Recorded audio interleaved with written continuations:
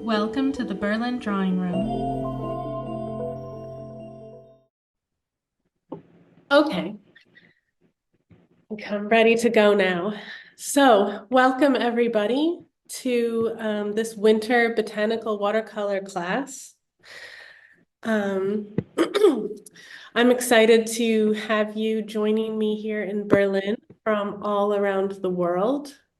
It's always fun to see in the comments if you want to just type in where you're joining from and yeah, any message. Um, yeah, that's always nice to see. I'm gonna get the chat so that I can see it. Oh, Central Oregon, I was just there. Nuremberg, Berlin, Potsdam, Philadelphia, Vancouver. Very cool. Belgium, Poland, California. Great. So yeah, definitely keep those coming. So I am going to be guiding you through the process of a botanical watercolor painting of a little lichen and moss colony that I found recently on a hike. And before I start, I just wanted to explain to you a little bit about the specimen and what attracted me to this specimen and yeah, how I came across it in the first place, because I think it has a lot to do with some of the reasons why I am attracted to teaching botanical watercolor in the first place. It's not just about making a finished painting that looks nice. Of course, we will learn that, but it has a lot to do with observation and discovery as well. Um, so the really cool thing about this moss lichen colony, and I hope you all have the reference image. In fact, I'm just going to put, if you don't have the reference image already from the newsletter, I'm just putting a link to it in the chat. So you can also find it at this link that I just posted in the chat. And you have a minute to get that set up while I tell you this story. So I was recently in Central Oregon, and a few of you are joining from there, so that's great. And I was taking a hike that I'd been on many times before in the spring and summer along a beautiful river. And this time it was winter. And I was, it was a very different landscape, a lot less color and cold, and it was a dark day. And it was also a different kind of hike because I was with a small child and an aging parent who was not doing so well at the moment. So expectations were way damped down. And so what I decided to do on this hike, instead of thinking about all the things that I couldn't do on that day, and the things that were missing, kind of adjusted my focus a little bit. And it turned out to be adjusting my focus to these really, really tiny life forms. Um, and by kind of doing that, it brought me and the rest of my family that for the holidays, it brought us so much joy to just discover these tiny worlds. And I mean, I would not have anticipated that. I did not go out with that in mind, but it was a really interesting experience of just altering my perception just a little bit and then making all these discoveries. And I feel like that's what botanical painting is a lot about. That's the reason I share this story with you, because you are spending a considerable amount of time observing what is often a very, very tiny, detailed specimen.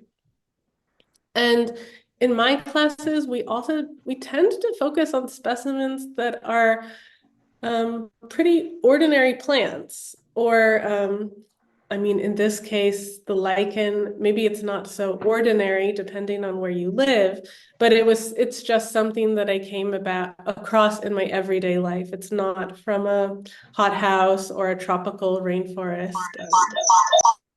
So this to me is a really important part of botanical painting, because you really get into this process, this meditative process, and you kind of develop a relationship with the specimen. And it often can give you a little different perspective and a little different appreciation for plants or specimens that you might have seen 100 times before, but you just never looked at them in quite that way. I mean, even for me, when I was doing some practice paintings before the class of these little moss lichen colonies, I just started to notice, like, where I thought there was one kind of moss growing, it turns out there were like three, maybe four different kinds. But it only really noticed that after looking at it for a while. So these are just some of the themes that I like to focus on in my classes, outside of just painting and drawing and color theory and a little bit of botany. So thank you for letting me tell this personal story and setting the context. I noticed there are quite a few questions in the comments, so I'm just going to take a look now. Are you able to pin the drawing image? I would say that you should just download it onto your personal device and have it available for yourself. I don't, that's why I just make it available for everybody in that way. I don't know how to, I don't want to pin it onto my screen because I'm going to have a lot of things going on here once I start painting. People are asking about the reference image. So, Michaela, I'm gonna talk about the reference image when I start the drawing. Oh, Catherine, we're gonna draw the specimen together in just a minute. Are those all the questions? Can everyone please mute themselves? Yes, please, please keep your mute on. I will do my best to check every once in a while the comments and questions in the chat. Let's see, sharing the link one more time to the image. You should all have the image, because if you have the link to the class, the image is in the same email, just a tip. So if you open that email, yes, you are getting recorded, and I believe Zoom notifies you of that when you enter the meeting. I hope it does. It notified me. So we tend to post these on YouTube later. And okay.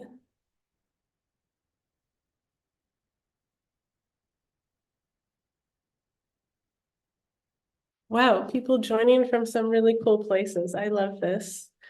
Oh, Annalise, you have a raised hand, and I don't know what that means. Do you want to just type a question into the chat, or are you wanting to? I don't know what a raised hand means in this context. I'm sorry, Annalise. I'm gonna just close that for now. So since we have, wow, I just took a look. Okay, we have 93 participants in this class right now. So yeah, I'm definitely not going to be able to field a lot of individual questions while I'm painting, unfortunately, because yeah, this is just it's going to be, it'll just get too chaotic, and I think it could be disruptive overall. So I'm just going to try to explain everything. Wow, Namibia. Oh, that's cool. I don't know if I've ever had a student from there. This is great. So I am going to explain everything in as much detail as I can. What I would say is that if you are having trouble following along with my painting in real time during the process, don't put too much pressure on yourself, because I'm going to try to get through this in a relatively quick period of time, just to show you the process. But you have as long as you want to finish the painting. And in fact, you can do it again if it doesn't work out the first time. So if you feel like you're getting stuck, since I won't be able to really do individual coaching, just stick with the process until the end as best that you can. And hopefully by then it makes more sense. And if you're not happy with your painting, either keep working on it after the class ends, or maybe start a new one tomorrow or on another day and give it another try.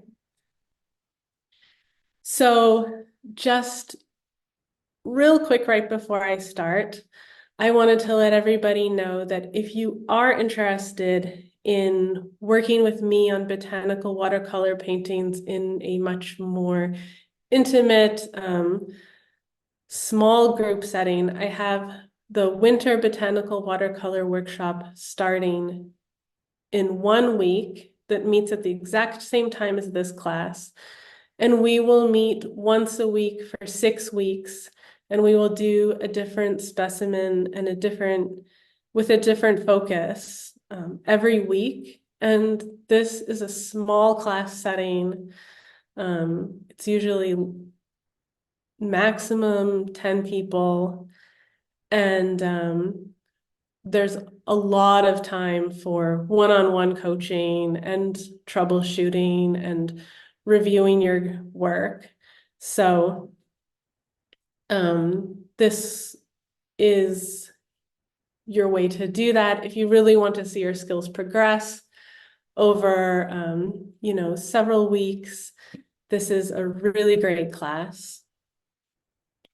And if you don't have time for that, or if you feel like, oh, before I jump into a workshop, I just really want to learn the basics. I also have a video course, and the video course covers all the foundation techniques that I use in the seasonal courses, where we go through techniques a little more quickly and have a lot of different specimens. So in the video course, I go really into a lot of detail about color mixing and specific brush techniques and so on.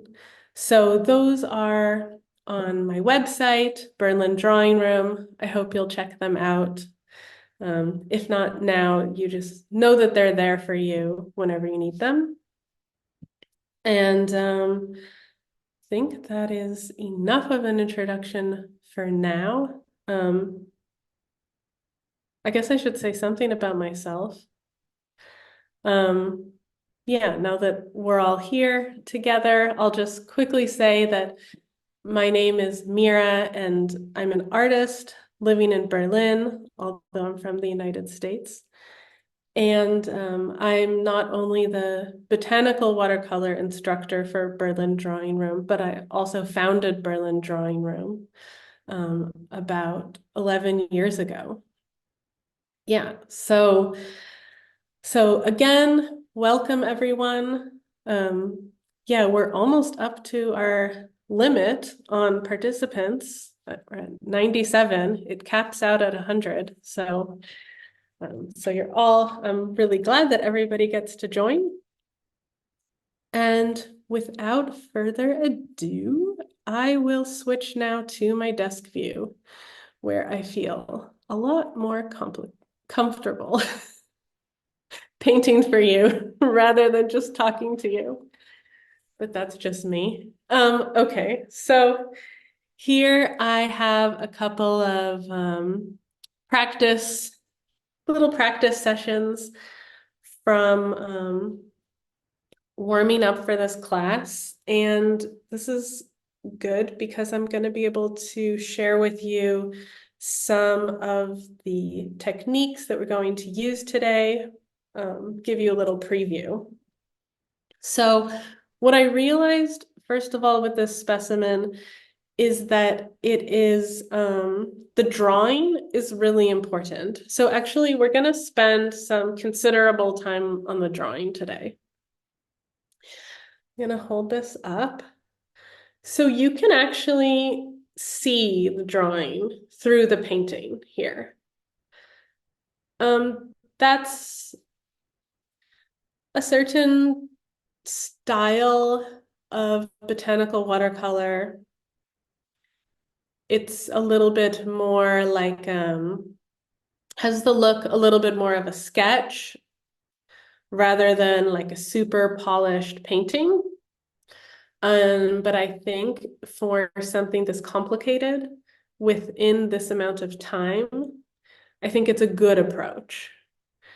So we always have to consider what it is that we're painting, what our specimen is, what its specific demands are, and what our own real world limitations are, space limitations of the paper or time limitations.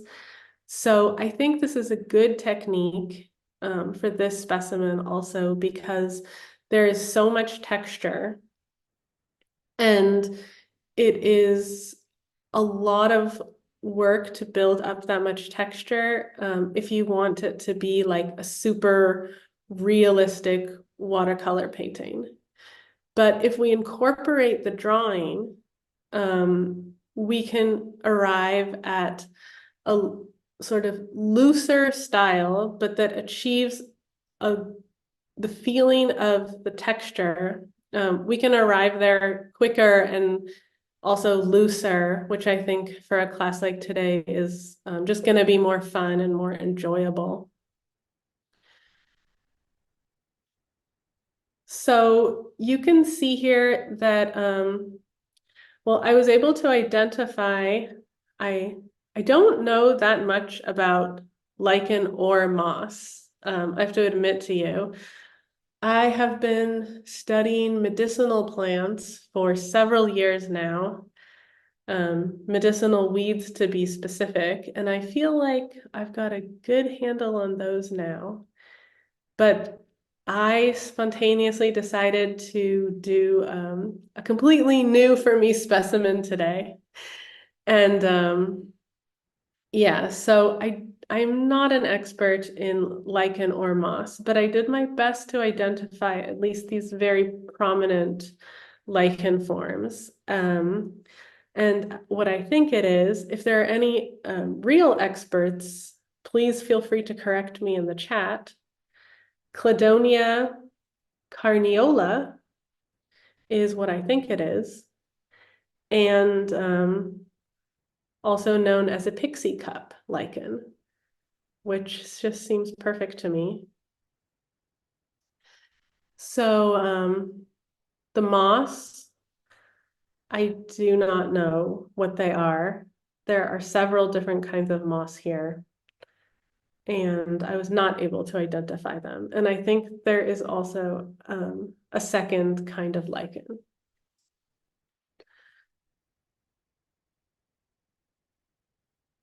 So what you'll see going on is that between the different kinds of moss, the different lighting and also the lichen, we have several different greens going on. And this is after we finish the drawing, I'm going to talk to you about mixing colors. And mixing greens is like one of the most important skills you can have for botanical watercolor, actually. I mean, mixing greens in and of itself is something, yeah, we can spend a lot of time talking about, actually.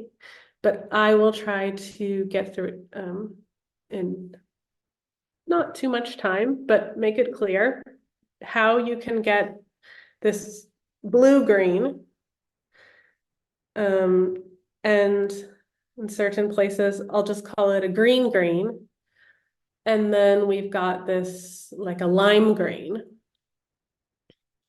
And then within that, we've got our shadow greens. So these are like at least 4 greens we're going to be working with here. But I am going to walk you through that. So that's what we will be doing today. So, like I said, we are going to start with the drawing. So, first of all, what you'll notice from these is that I did not fill the whole page.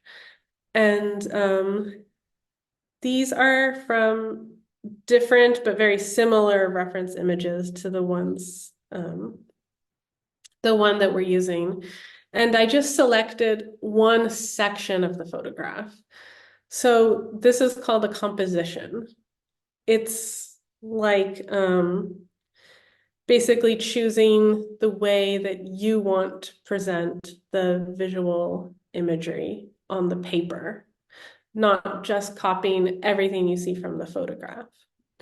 So you can try to copy my composition, or you can come up with your own composition. It's really up to you. And I personally think it's really nice when I teach a class when everybody's paintings look a little different. So yeah, feel free to choose your own focus from within the photograph because there's a lot of detail, there are a lot of things to look at. Oh, and one other thing before I start the drawing, if you've ever seen these, they are tiny, really tiny. And so this painting is probably like 4 times life size. I know it's kind of hard to tell from just the photograph, but I mean, I think you can see from my hand kind of the scale of the drawing. So even though these are really tiny in real life, I've drawn them, yeah, about the size of a finger. And it's really helpful with something like this to zoom in a little bit to increase the scale. Because especially if we're going to be painting in this looser style, we're going to need a little bit more space for all these brush strokes. If you can see here, it's really the brush strokes that are making up much of the texture. Okay, so got kind of a little piece of watercolor paper here. I always use 300-gram watercolor paper just because you need a little bit of thickness for the layering of the watercolor. I'm using an HB pencil that is sharp. If you don't have an HB pencil, you can use a regular pencil, the difference being that an HB pencil is just a little bit harder. So you want to have, if you are using a regular pencil, you just want to make sure that the lines on your drawing are not too dark. I'm going to make the lines on my drawing darker than you probably would want yours to be. Because if I make them as light as I would want. I have the experience already that you won't be able to see it on the camera. So that's just the way I have to do it for the class. But just keep that in mind that your drawing should be lighter than what you see me doing. In fact, kind of the lighter, the better almost. But don't worry about it too much. And yeah, let's get started. So I'm not going to think too hard about my composition at this point because I like the organic feel of the way everything fits together. I'm not going to plan it out. I'm just going to start in on the pixie cups. I love that I get to call them that. So I'm just going to start right in with the pixie cups.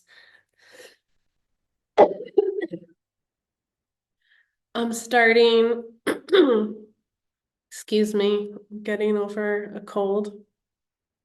I'm starting with the center shape of the pixie cup.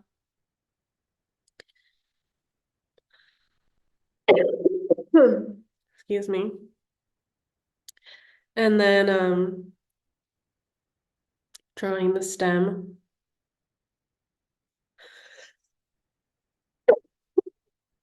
The first forms that you put on the paper are going to determine the scale of everything else. So keep that in mind.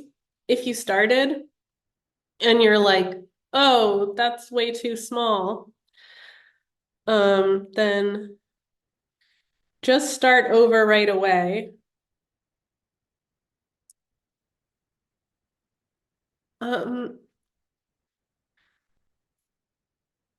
Sandy, I unfortunately can't zoom in too much more because the problem is that if I put my camera directly over the paper, I can no longer reach the paper with my hand or see it. I have not found a good solution for this. In pre-recorded courses, I'm able to edit the videos and crop them in but when I'm doing a live class like this, the problem is I need to be able to see the paper myself as well. And yeah, that's just always a little bit of an issue. So apologies that I can't zoom in more. I wish that I could.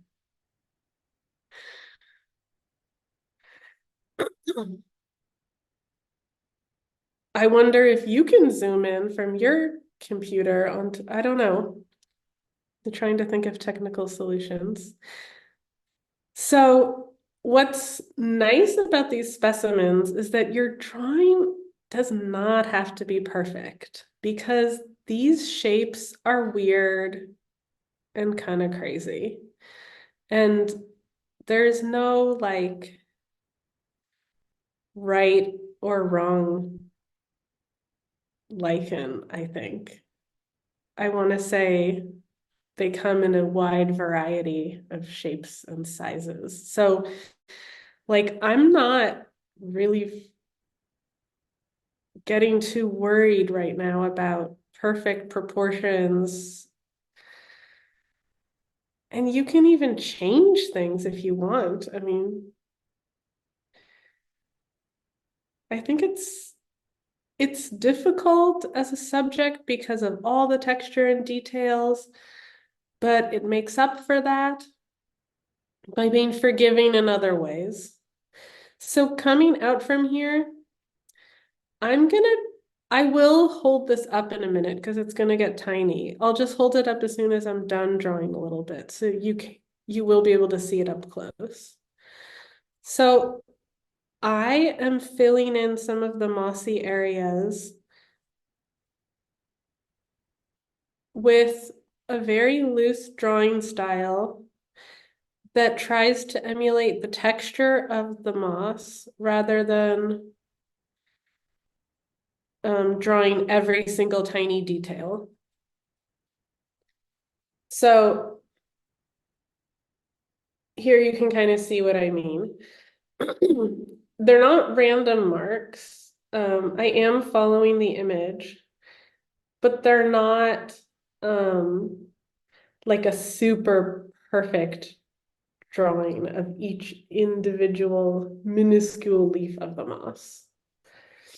And when I get to a different type of moss, like over here, I'm going to change that way that I'm drawing the moss to reflect the change in the texture. So it is observed. It's just not super precise. So see, this is one kind of moss that just sticks straight up.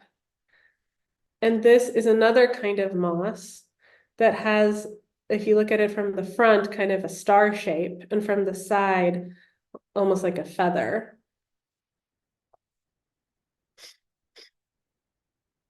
And I'm not going to draw every single piece of moss.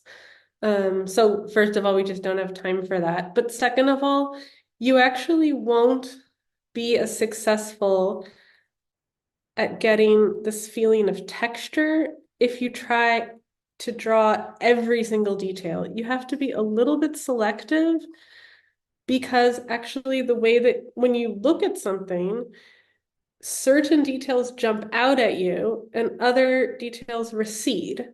So you want to give that feeling like that you're looking at something versus just being bombarded with information. So we've got another pixie cup here. And again, my drawing is significantly darker than what I would recommend, just to try to make it more visible for the camera.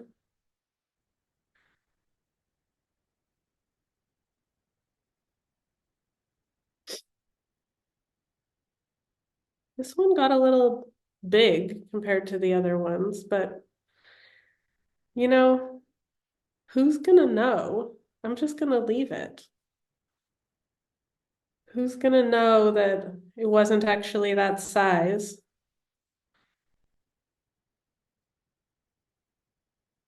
I could redraw it, but I think it's fine like this as well.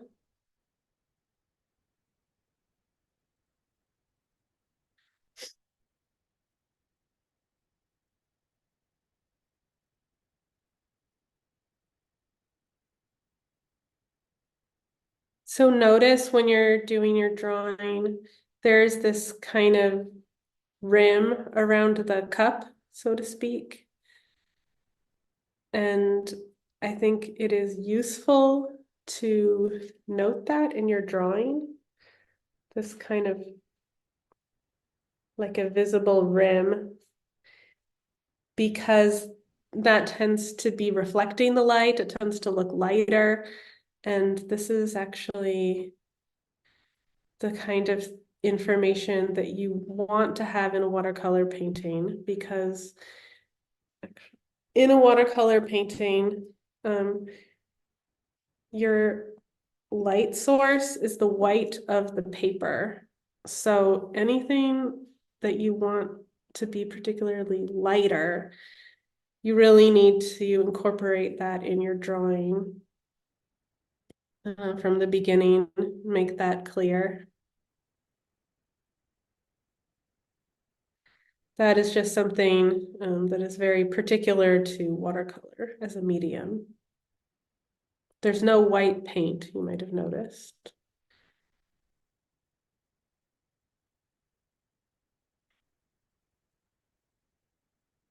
So the lighter areas, we basically paint around them.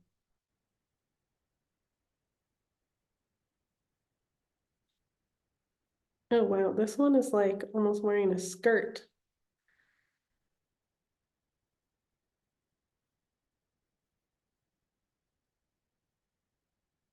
So a lot of these pencil marks that show shapes that are then defined by shadows, the pencil mark will just get kind of subsumed into the shadow. But in other places where it's much lighter colors, it might still be visible in the end, especially on mine because I've done the drawing darker than I normally would.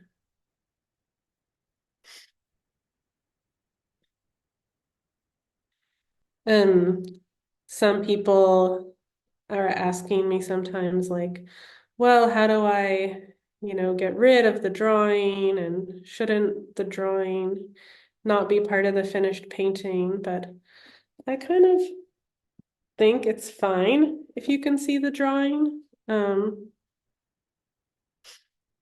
Again, this is a little bit more of like a sketchbook style, or maybe the kind of technique you could use if you were actually making a painting on site. So, I mean, that's something that you see a lot, even in professional botanical artists. You can see their drawings, and it's just part of the process.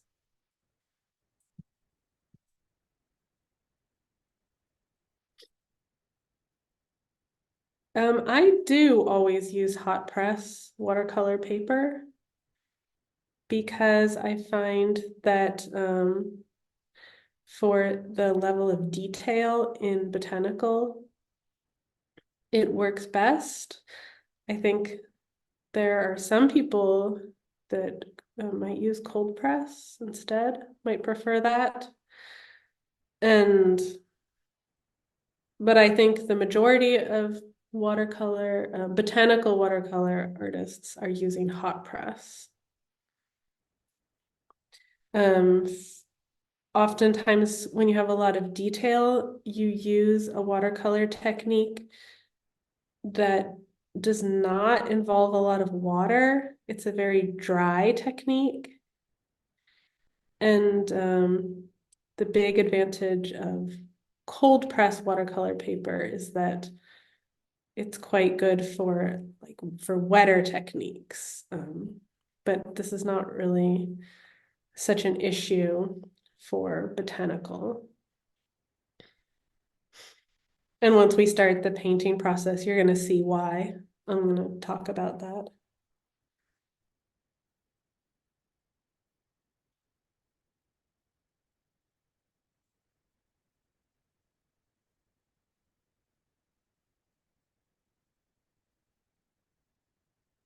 Um, I I don't personally use ink pens, no,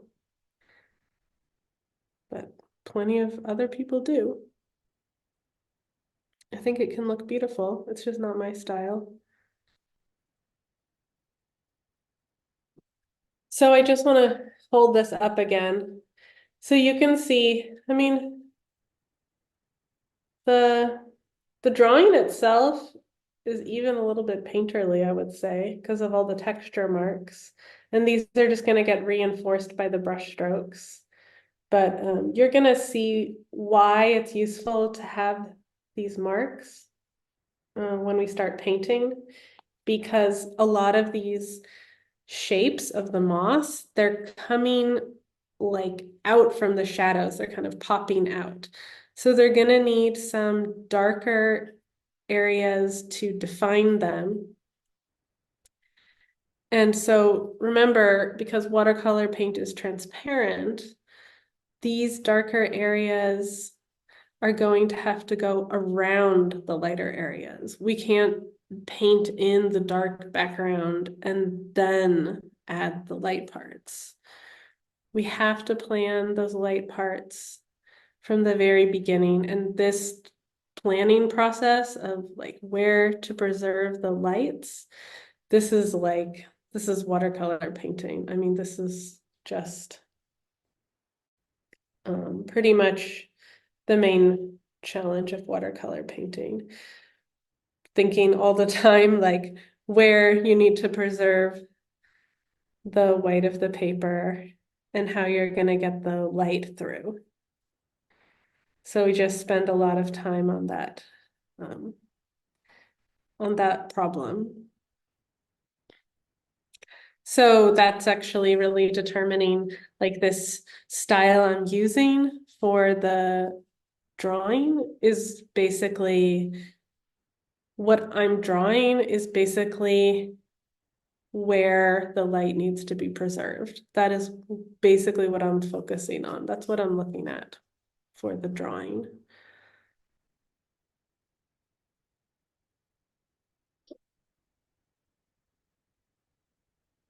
If that makes no sense to you, do not worry about it. It will hopefully make more sense later on. I want to leave some space at the edge here, so I think I'm gonna leave out a little bit of, well, maybe I'll just compress it.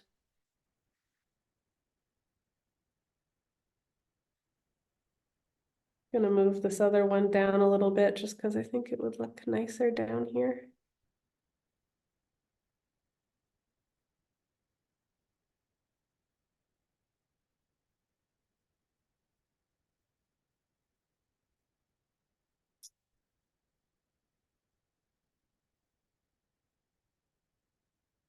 So just need to fill in some mossy areas, but I'm getting close because I've already, honestly, I've practiced this a couple of times and I'm gonna try to do it kind of fast so I can show you the full process, but actually don't suggest that you make your drawing quite as big as mine because you probably won't be able to finish it in the by 8 by the end of the class.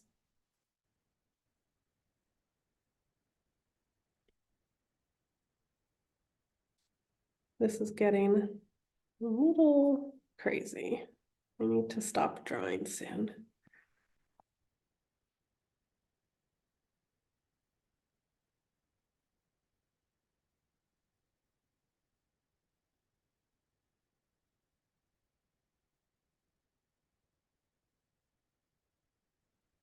So again, everybody's composition can be different. You don't have to do exactly what I'm doing. And you can make little changes. Like I moved the position of this pixie cup, this one, the scale of it changed. It got bigger. Okay. I'm just gonna do a little bit of cleanup over here.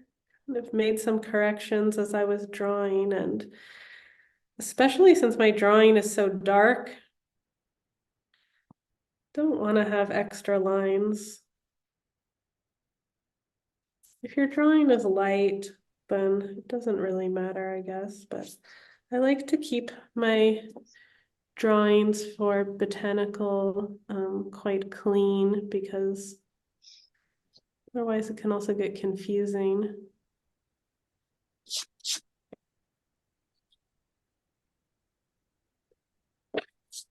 There are some styles of drawing where there's really no reason to erase as you go, but I find botanical to be the exception to that.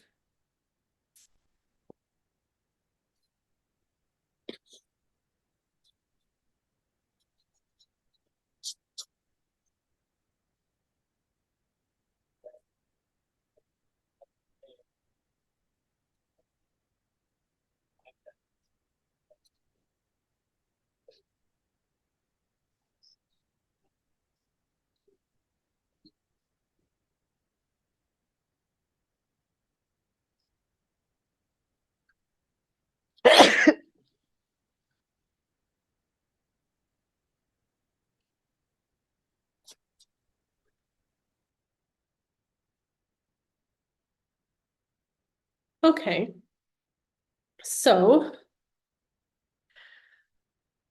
I, Carol, I'm not gonna talk about that right now because it's just too off topic and I need to get to color mixing now, but it is a very interesting topic.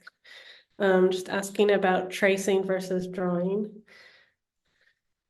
I think I have an article on the blog about that, actually. So maybe take a look on there.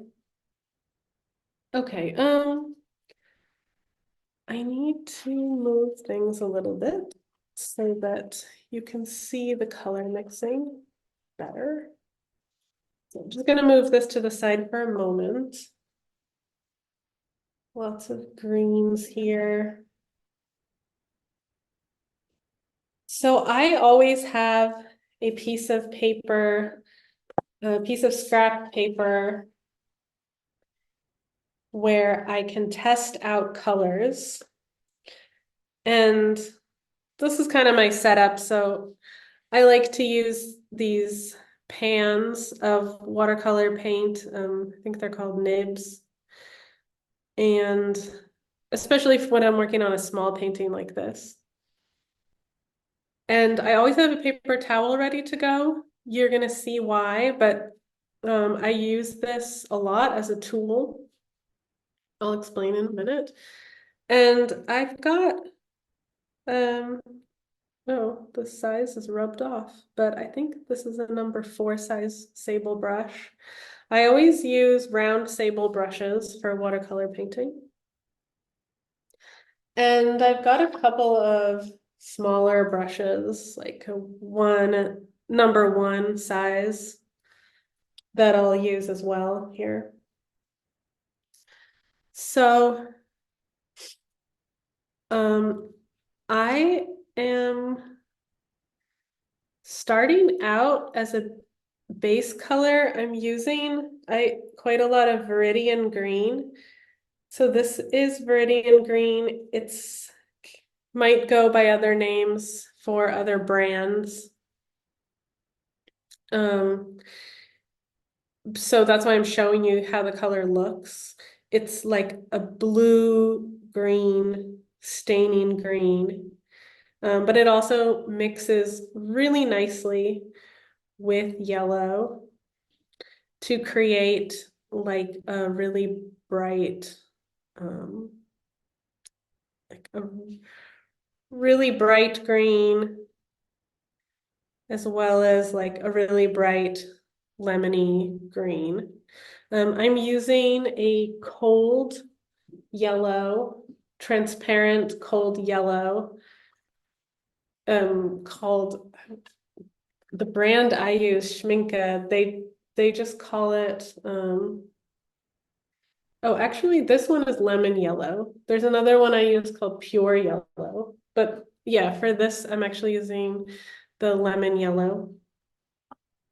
So that's it's a cold yellow, meaning that it's already going in the direction of blue. So it's really good for mixing clean green colors. But as it turns out, these colors are way too clean. They're too artificial looking. Oh, and by the way, if you do not have Viridian green, you can actually use the lemon yellow and you can mix it with phthalo blue, which is a cold blue, something like this. And that should also work for this mixing process. So one really key technique in botanical painting for mixing greens is knowing how to dull your greens. So for that, I'm going to be adding either, depending on what you have, alizarin crimson or magenta. I'm just going to use the alizarin crimson. So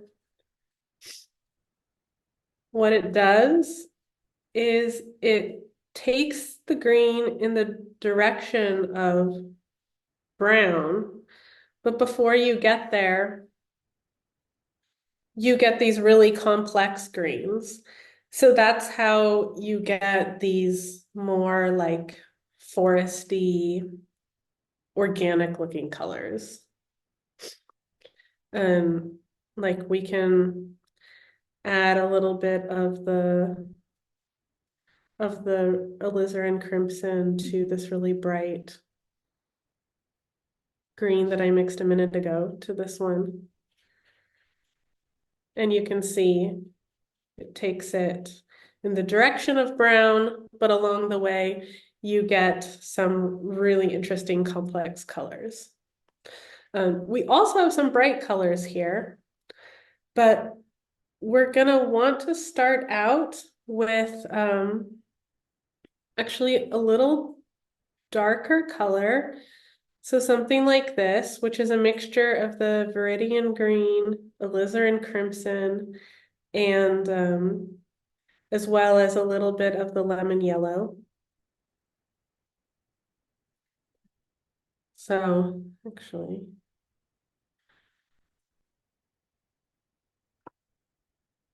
I had a little bit of a palette accident while I was traveling, and my lemon yellow got all over the palette here. But I'll just,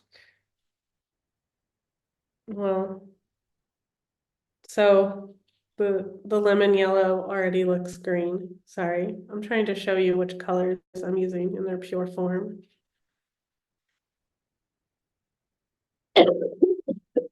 Hmm.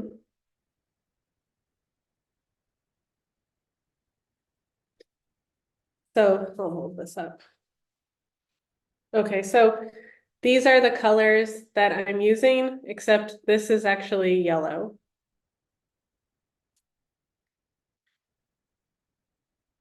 And I'm pretty much only using these three colors. Oh, yeah, maybe sometimes for adjustment,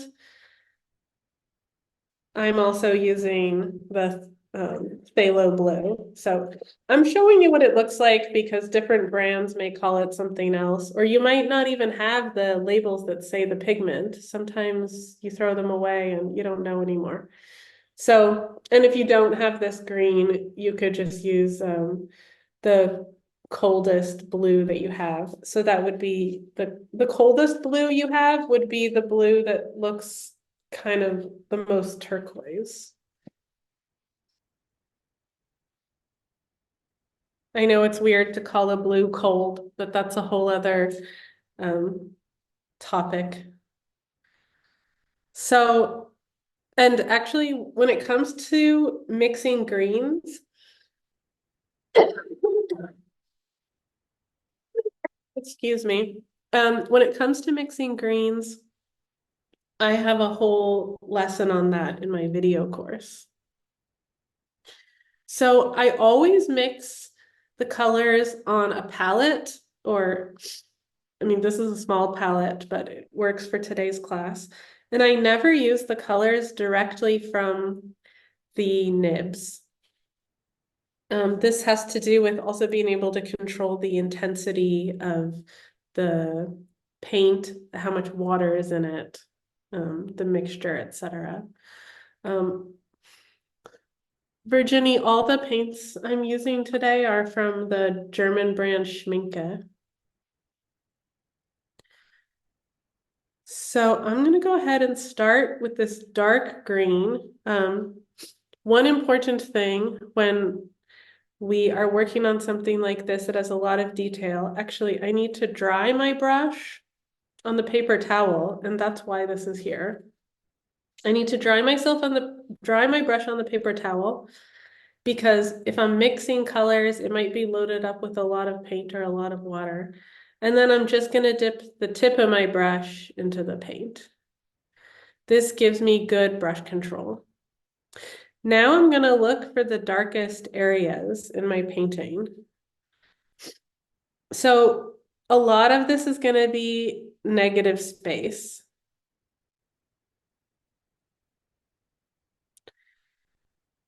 And I'm glad I have my little drawings because I'm just for now, I'm not being perfect, but I'm painting around them.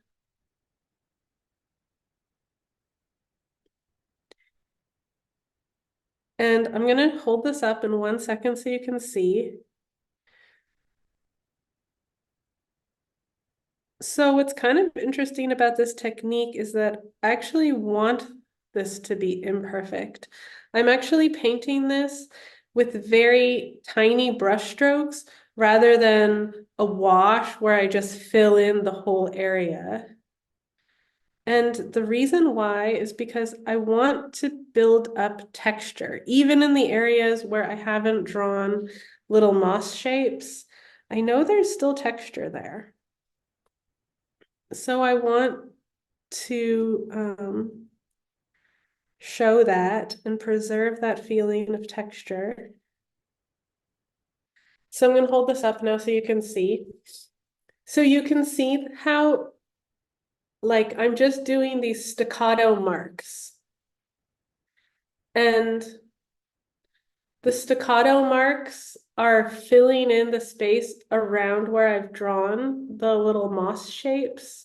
And these are the moss shapes not where I've just drawn the pieces of moss that I know I really want to stand out. So remember, I didn't draw like every single piece of moss that's in the photo, but in the background of these pieces of moss that stand out, I still want to give the feeling of texture. So instead of filling it in perfectly and just leaving these white, I filled it in with these little brush strokes so that there's kind of white in between some of the brush strokes. So as we layer, this is going to become, it'll kind of look like background moss shapes. So I hope I am explaining this question about starting with the dark colors as I go. I'll just be talking about it more as I do it. And yeah, once again, the color combo is this one that I just talked about with the viridian green, alizarin crimson, and yellow, lemon yellow. So I'm going to keep going with this.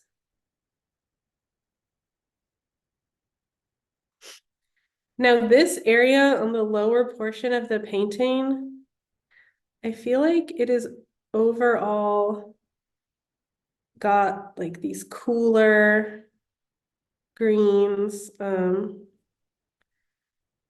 more blue in there. And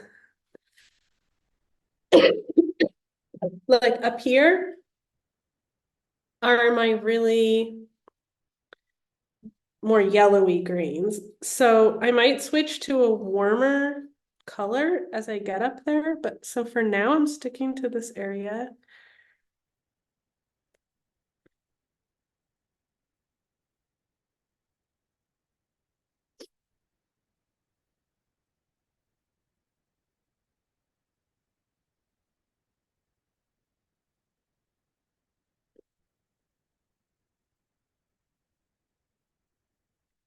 Yeah, starting with this negative space, filling in around the lighter parts.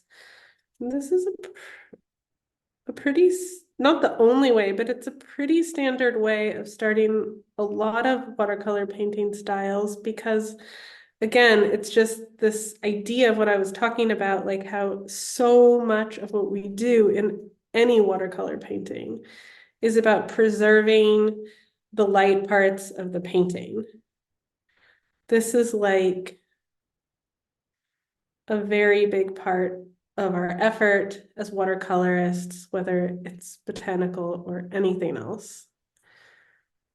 So I'm starting with the darks so that the lights remain light and I don't over darken the light parts, if that makes sense. Like I want to leave them light until I've built up some dark. So I can see like the lighter greens, how dark they need to go to still stand out. So it's about focusing on value right now. That being said, I am still paying attention to temperature. And like I said, I would do before, just thinking I will switch to a warmer green for the moss up here, but I actually can use this cool green for some of the shadows on the pixie cups themselves, at least the darker ones. So I'll just add those in.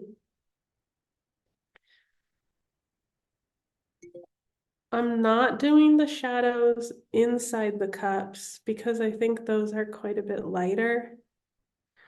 And again, it's like preserving the light of the paper. Once it's gone, you just don't get it back. That's the thing. When it's gone because there's no white paint. So that's just any kind of watercolor painting. Now, as I'm blocking in these shadows here, I am not leaving smooth edges. The edges are just little brush strokes. The same way I've built up here, even though these are more solid shapes, they have this like they have this texture like I don't even know how to describe it, like stucco. And so in order to show that, I'm just kind of copying that texture in the way that I lay down the brush strokes. And like you can see how I'm doing it in a playful way. I'm not like painting every single bump on the stem, but it's getting it's gonna look bumpy, which is what we want.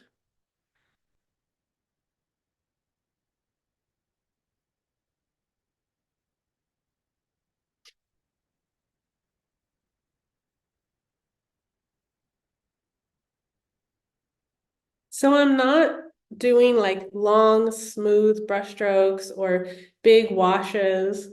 I'm basically like just kind of stabbing the paper with the tip of my brush. I mean, it's maybe not great for my brush, but it's good for getting texture.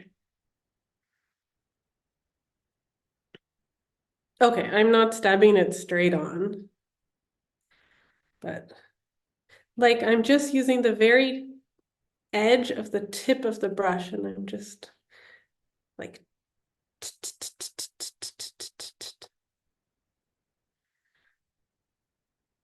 and I'm moving quickly because I don't want to leave like too much paint behind. And here, where you have a different kind of moss, my brushstrokes change.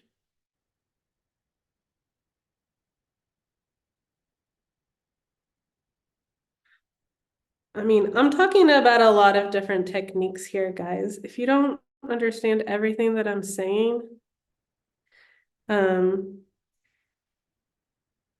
it's also it's also totally fine because I'm talking about a lot of different things that go into making one painting.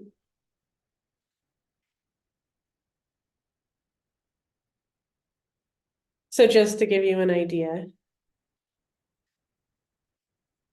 unfortunately, I don't know the names of this moss, but star-shaped moss is more like the short brush strokes that give you these more jagged edges. This more grass-like moss, longer brush strokes that give you this grass-like texture, the strands. But I'm always leaving little bits of white in between, but they're not going to be white in the end. You'll see that's where I'm going to add the different shades of green. So I need to leave space for that. Okay, now I'm going to use a warmer green as my shadow color. So I'm still using a combination of these three colors. I don't have time today to like do the whole color theory demo. But like I said, that does exist in my video course, and I definitely would go into that in the Winter Botanical course, which is like I just have 6 weeks with the students instead of one class. So I definitely go into all of that there. But for today, I'm just going to tell you what I'm doing. But yeah, I love going into all the theory behind that. It's actually color theory is really fun. So I add a little bit of red to make it duller. Add a little bit of this yellow that I spilled all over my palette, but it's coming in handy today. Add a little yellow and um actually, I'm gonna make this for these shadows, I'm actually gonna make this closer to brown. I just decided to change direction a little bit here in what I was originally thinking because I want to have more contrast. And see, now this went too far brown. So I'm just going to add a little bit of blue to make it greener again. Adding the phthalo blue because I want this to be a little dark.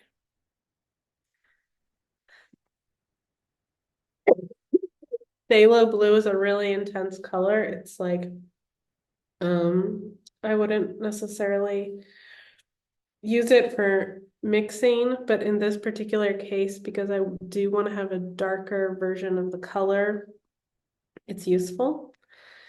So now I have almost like an army green. And again, I'm only using these 4 colors really for the whole painting. So I'm gonna just do the same technique up here, but with this little bit warmer version of that color.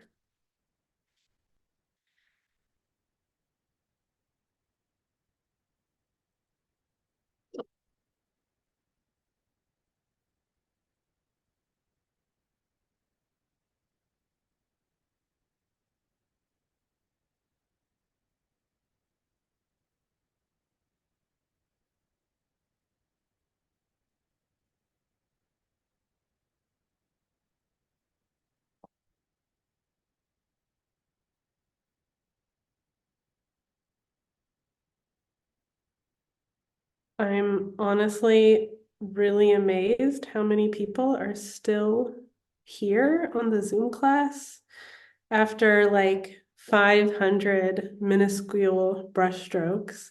If that did not scare you off, that is that is very impressive.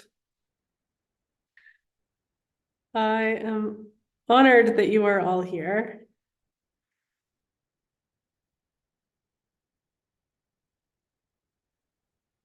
So like there's not a hard rule like this color here, this color here. It's not paint by numbers. It's all about layering in watercolor and with the techniques that I teach.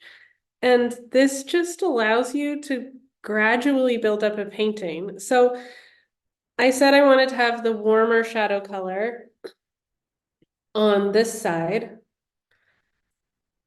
But now that I have that color, I'm like, well, now I can use it in some over here to darken up some of these areas. And not only is that going to give me like a transition from, it's only slightly different, it's going to give me a little transition, but it's also going to just accumulate texture and also build up some more darks in the areas where I want that.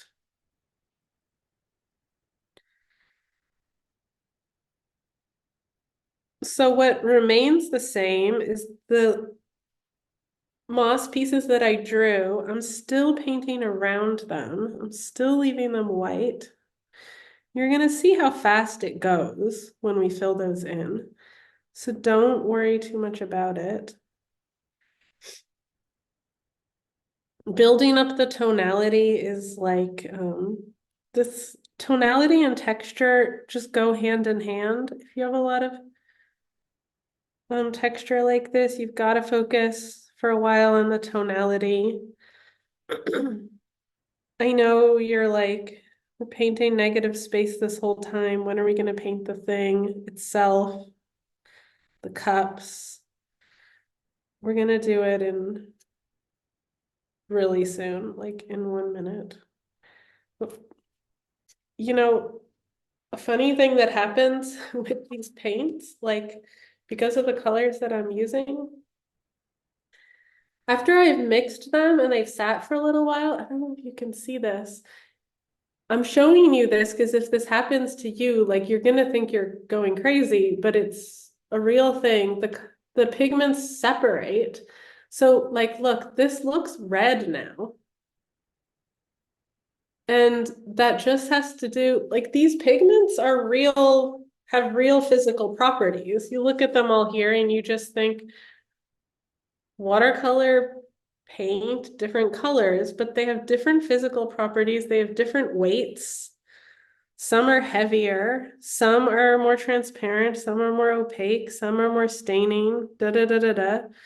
So, like, if I have a nice color that it's mixed, I'm just gonna think, where else can I use that while I have it on my brush? Because the color, I might lose it in a minute. So I'm gonna just, when I have this nice green that I spent a little time mixing, it's kind of a unique color. I'll just get what I can out of it. And that's why I'm using this like all over, wherever I can think of to use it. I'm not just painting in one spot and then moving on. Because then then I'd be like, oh, how do I mix that color? And I mean, that can be hard, honestly. Like, even if you're experienced with mixing colors, if you want to get the exact same color back, it can take time. It can be a little hard. So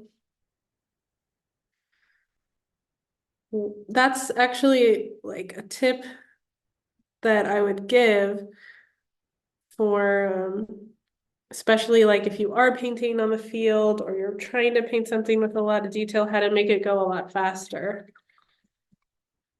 So I am gonna go now to the cups. I want to go back to my blue-green, but I'm going to add more water this time. And I might, well, okay, I'm happy with this right now. So I'm going lighter now. Lighter means adding more water. But that doesn't mean I want my brush to be loaded up with water. See, the thing is, if I load my brush up with water and then I start to paint, I'm not gonna get these crisp brush strokes that build up texture. I'm gonna get puddles. And if any, like that's probably at this point, the biggest problem that I could anticipate some of you running into is that your paint is puddling instead of layering. That can be really frustrating because it's things can turn into a muddy mess really quickly when that happens. So if that's happening to you, just know that it's just because you have too much water on your brush. So just remember, every time you mix a color or every time you fully load up your brush, before you go to paint, dry it off on the paper towel, and then just dip the very tip of your brush into the paint. And you should be able to, if you remember to do that every time, you should be able to avoid that problem. That's the most most common issue that I see people having.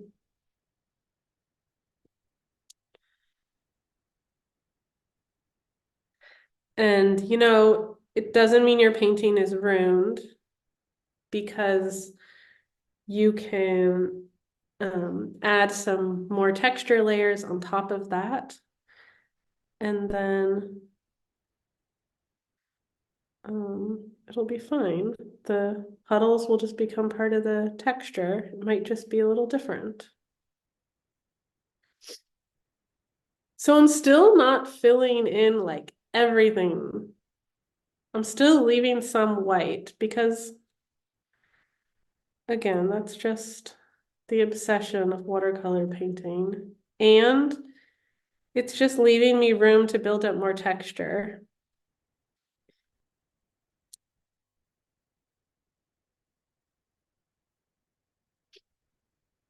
So I'm just like very jealous of my white areas, leaving them.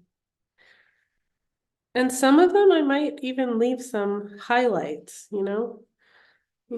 I think a couple areas are a little blown out just because of the photo itself. When you're using photos as a reference, like it's of course great and convenient and enables us to do this at all, but it does have its pitfalls. So it's just good to know that like shadows sometimes get flattened out and look black in a photo when in real life they probably there's color in there. And sometimes highlights can get washed out and look white when probably they also have color in there. So if you're aware of those things, you can work with it.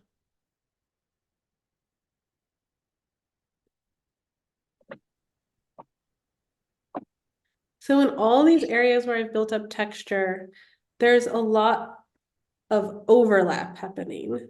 And it's these little areas of overlap that really do build up the texture. Because it makes it look like there's more detail than what I've actually painted. It's like the accumulation of brushstrokes gives the feeling of a lot of detail. And I have painted a lot of detail, but it actually looks like even more. So whenever there are those areas of overlap, it's like I'm getting a little bit of detail for free.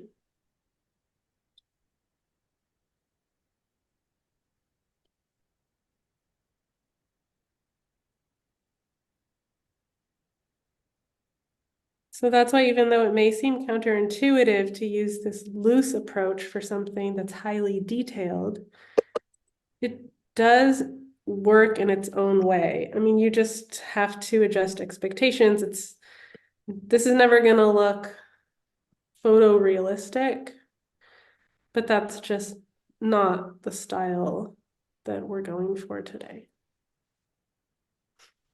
Of course, I'm sure you've all seen images. It is possible to make very photorealistic looking paintings with watercolor. And but one thing that if you've seen on Instagram or in an art book, if you've seen pictures of those, one thing that's just interesting to know is that a lot of it has to do with scale. A lot of these paintings that look incredibly realistic and detailed, the original painting is a lot bigger than you would think. And when it is reproduced online or in a book, it makes it look extremely detailed. And it is extremely detailed, but the scale helps a lot. Okay, this is already like I actually quite like the way this looks now without the rest of the green. It has this really nice high contrasty feel, but I am gonna add the other green. So now, yay, finally, this part is fun. We get to add the really bright green. So it's the viridian green and the lemon yellow, and that just gives like a really punchy lime green. It is a fun color. And I think I'm just gonna go for it without dulling it at all because I could always layer. Layering can also be a way of mixing color. So look at this, like these areas that I preserved with the white so dutifully. Now I can fill them in with this super punchy lime green. And it just pops right out because I've left that space for it. And what's really cool is that even if, like, these are tiny shapes, and even if I let the lime green overlap onto where I've already painted, and in fact, I'm intentionally doing that, it actually just becomes more texture.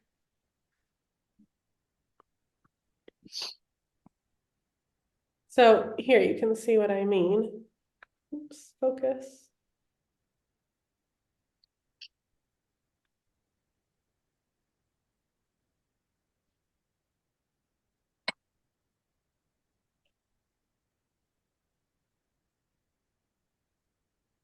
So I don't even have to worry about like really tediously filling in these like very tiny drawings that I did with the tip of the pencil because the shadow area around it is already giving so much definition.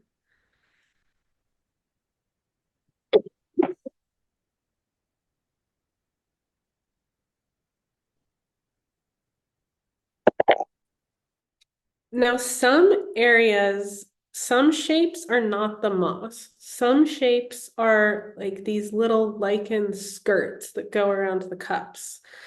So as I'm having fun with the lime green, I need to make sure I avoid those because those are blue green. They're not lime green. And the distinction between the two seems really critical here. Like it's critical to the identification of the plant, or in the case of the lichen, the symbiotic relationship between the algae and a fungus, which is just sounds like pure science fiction, but probably most of you already know that that's what a lichen is.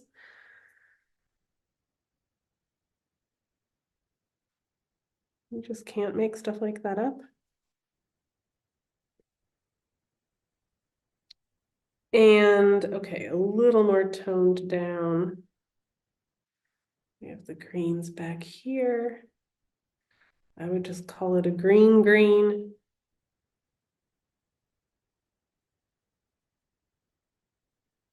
And we can go off the edge and maybe just add a little extra kind of background pieces of moss coming off the drawing.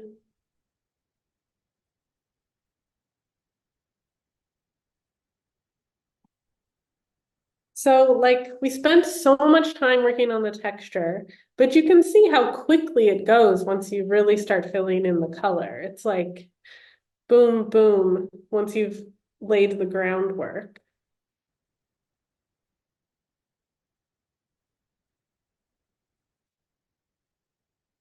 And let's see, now I just want to have a little more blue-green. Maybe I'll do like a little brighter version actually. So what I mean by bright is less dulled than before.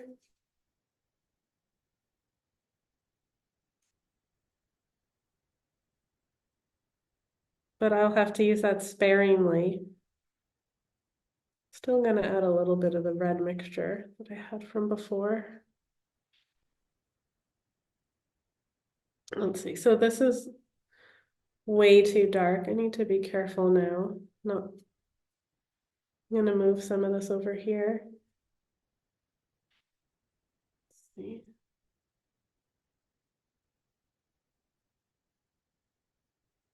I'm just wanting to add a little more color to the lichen. I'm gonna add a little more yellow. It is just such a specific color.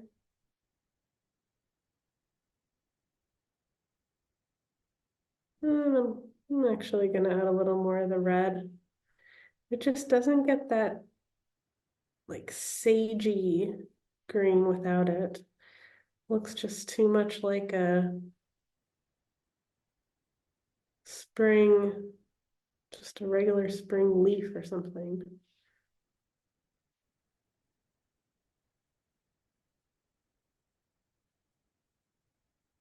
Okay, I think I'm happy with this. And again, I'm drying my brush.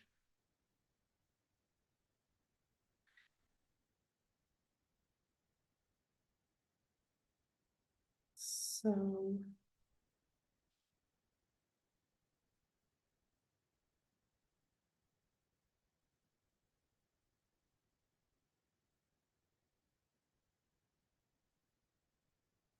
adding more color to the lichen areas.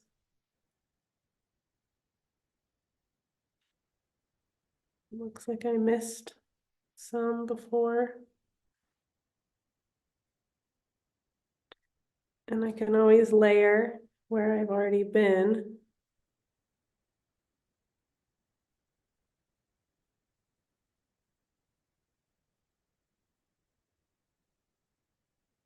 And like, I mean, within one lichen, you see these different greens. So I like to layer a couple of times. Like now that I have this other green on my brush, that's a little less dulled. I like that I can just add it to some of these other areas.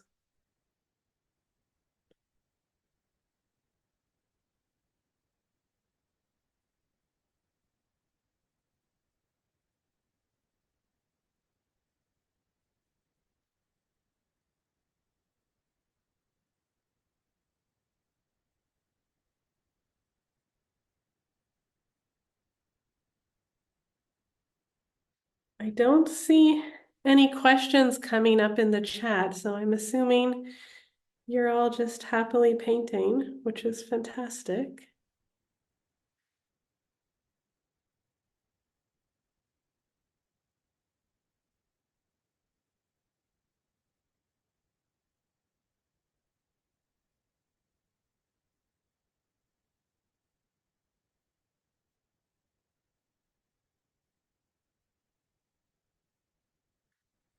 So there's less and less white showing up. Sandy, you can look, if you want watercolor recommendations, I think I have a pretty detailed explanation of what to buy. If you look at the materials list for the Winter Botanical Watercolor Workshop, if you go to the course description and then click on supplies or materials, I think there should be some info there. With watercolors, the quality of the paint is really important. So actually, I mean, even though I know how expensive it can be, I don't recommend buying student grade watercolors. I would recommend just buying fewer colors of the professional grade paint.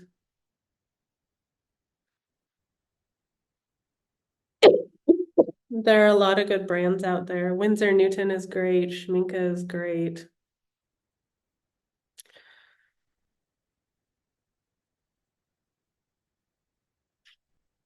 I think those are the best known. But within that, they always have like student grade and professional grade. And, also with botanical watercolor, you don't really use that much paint. So your paints can last you a long time.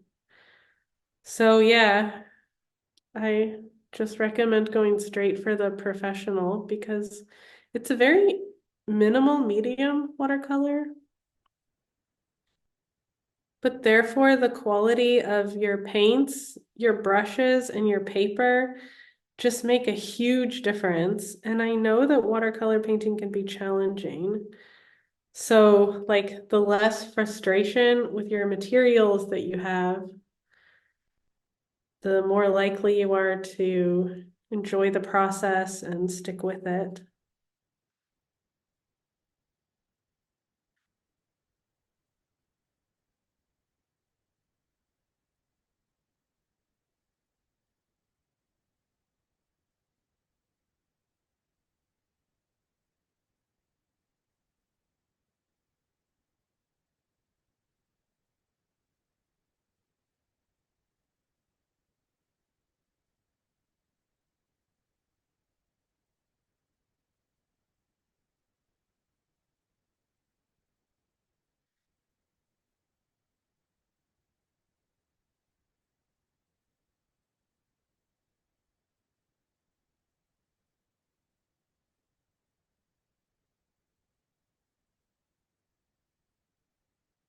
So, once I've gotten to this point, I mean, this could probably be done, but since I have a little more time, I can just keep adding detail. That's the beauty of this layering process.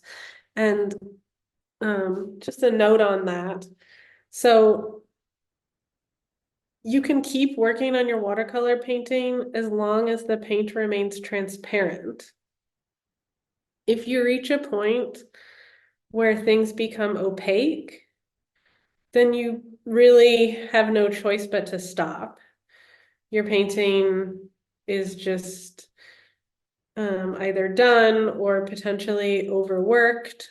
That's just the end of the painting process, anyway. Um, and yeah, that just once the paint is opaque, you just don't have anywhere to go from there. So you can see how within my painting, I've left a lot of white spaces and I've painted really with a lot of transparency because this keeps the painting like fresh and alive. You might not necessarily see bits of white between the moss, but this is what allows a watercolor painting to breathe. So that is really important to keep in mind. So I'm just mixing again now this color that I used originally for the blue-green shadows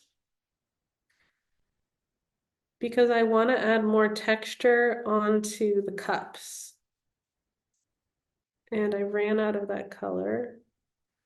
So I'm mixing more. It's like I'm using a really limited palette today. And even though, yeah, you could say, well, it's all green. I mean, remember in the beginning, I explained it's at least 4 different greens. And then every time you get little variations of those.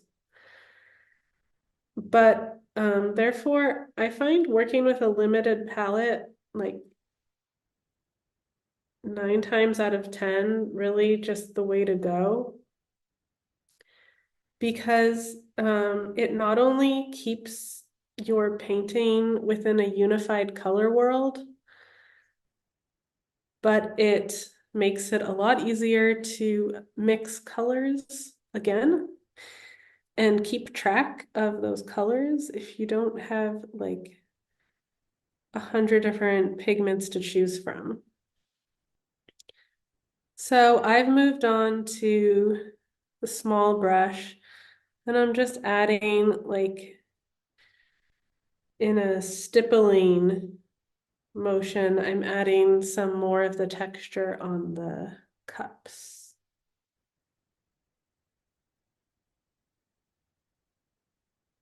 So this is kind of like bonus, I would say. They already have some texture, but this is just to give it that extra bumpiness.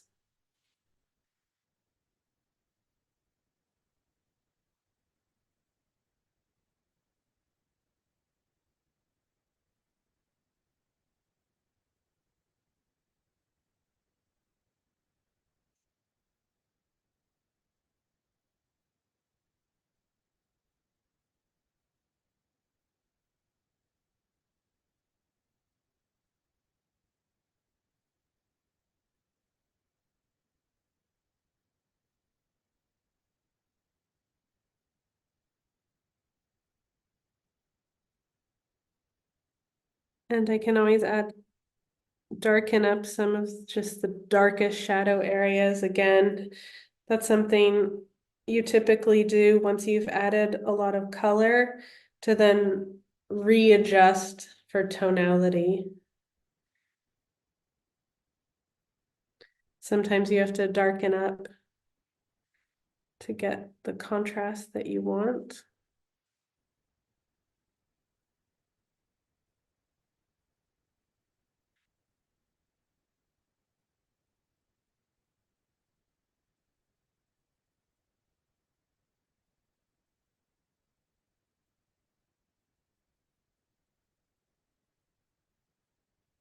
And now I'm using a really small brush so I can also add a little more definition on some of those detailed areas.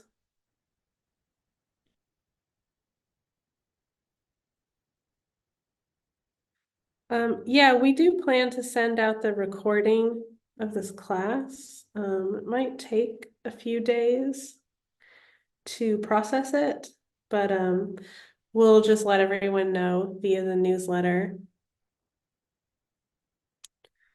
And oh, as some people are finishing and signing off, I should just say one more time that I'd be really happy to welcome some of you into the class starting next Tuesday, the Winter Botanical Watercolor Workshop, where there is still space to join, and we meet 6 times, and we'll do a lot of different specimens, seasonal specimens, in a small group setting, and we'll be able to talk about people's individual work and field requests and really build up our skill sets.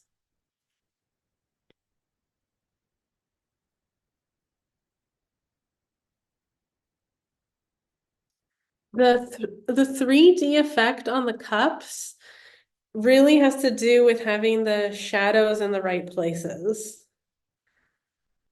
So yeah, you really have to like look on the photo where exactly are the shadows and just make sure that the shadows are as accurate as possible. It also helps if the drawing of these cups, it doesn't have to be so perfect, like we said, because they're weird shapes anyway.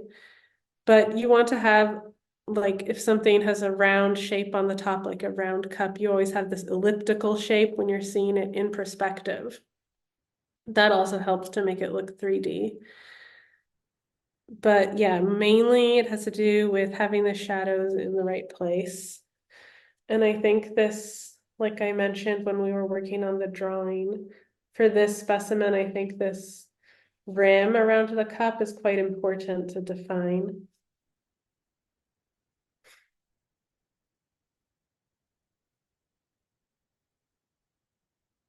So I hope that gives you some tips on making them 3D.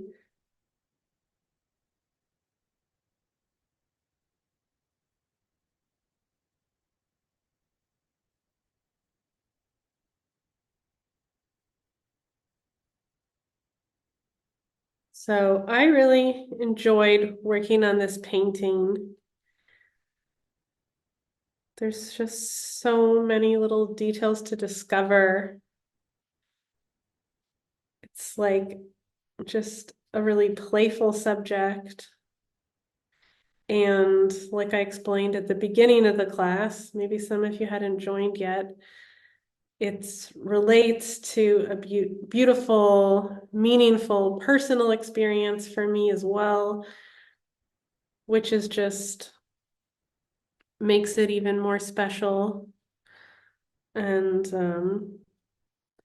I think, yeah, botanical watercolor, it can also just have so much to do with your connection to a landscape, your connection to certain plants, certain memories, certain experiences.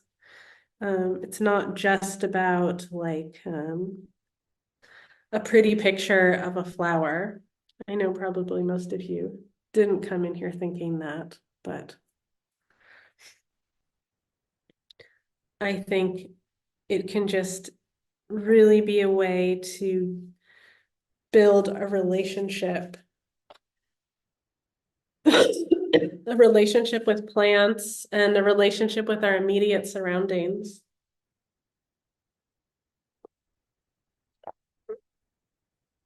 I think the best compliment that I ever got from students is when they say not that their painting is perfect, but that after they took my class, when they walk down the street that they live on, they've seen the plants that grow there 100 times. They said, oh, this time when I walked down the street, I kept having to stop and look at the plants because um, I just couldn't look at them the same way anymore. And that's for me a really important part about making art is just that it has that kind of takeaway, that it can alter your perception.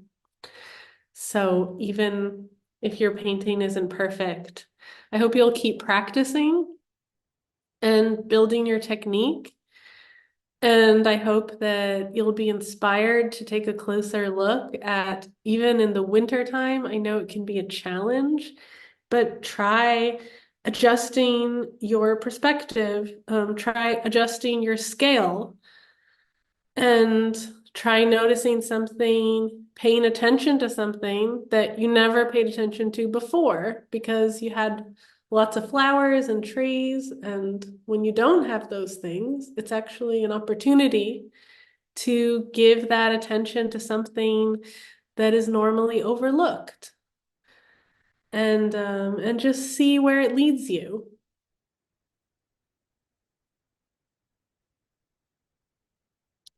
For current workshop offerings, please visit our website.